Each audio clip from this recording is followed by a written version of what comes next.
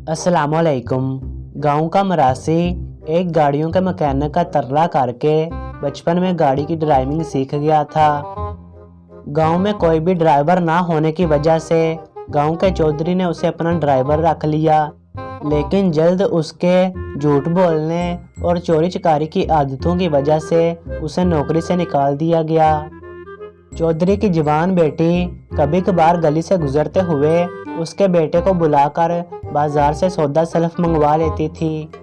गांव के हर खबर पर नजर रखने वाले आवारा लोगों ने मरासी को बताया कि उसके बेटे से चौधरी की बेटी के तल्लकात हैं। बस फिर क्या था, मरासी जहां भी बैठता वहां बातें करता कि उसकी अनकरीब चौधरी से रिश्तेदारी कायम होने वाली है।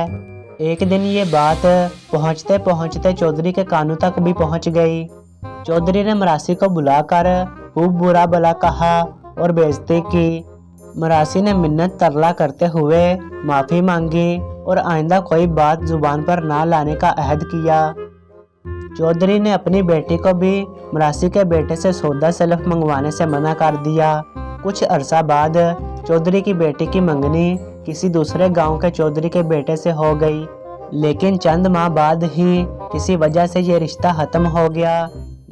ये बात फैलते फैलते मरासी के कानों तक भी पहुंच गई। मरासी ने इसे अच्छा मौका समझा। इसने नया सूट, नया जूता और नई पगड़ी पहनी और चौधरी के डेरे पर पहुंच गया। उसने चौधरी के मुलाजमों से कहा कि चौधरी को उसके आने की इत्तला कर दें। थोड़ी देर बाद चौधरी आ गया तो मरासी ने कहा कि मैं आपसे अलहदगी में बात करना चाहता हूँ। चौधरी ने मुलाजमों को बाहर भेज दिया। मरासी ने पहले तो चौधरी की बेटी की मंगनी टूटने पर इजहार अफसोस किया और फिर बोला कि चौधरी साहब, क्यों ना हम अपनी दोस्ती को रिश्तेदारी में बदल लें। चौधरी को मरासी की हरकत पर सख्त गुस्सा आया, लेकिन वह बज़ाहिर अपना गुस्सा पी गया और बोला, हाँ हाँ क्यों नहीं। चौधरी ने अपने मुलाजमों को आवाज़ दी और उनसे अपने महसूस अंदाज में बोला कि मेहमान के लिए कोई मिठाई वगैरह का इंतज़ाम करो। मरासी दिल ही दिल में बहुत खुश हुआ। चंद लम्हों बाद मुलाजिम अपना अपना सामान लेकर आ गए। मरासी को पकड़कर उसकी गूंसों, लातों और लाठियों से परेड शुरू कर दी और मार मार कर अदमुआ कर दिया।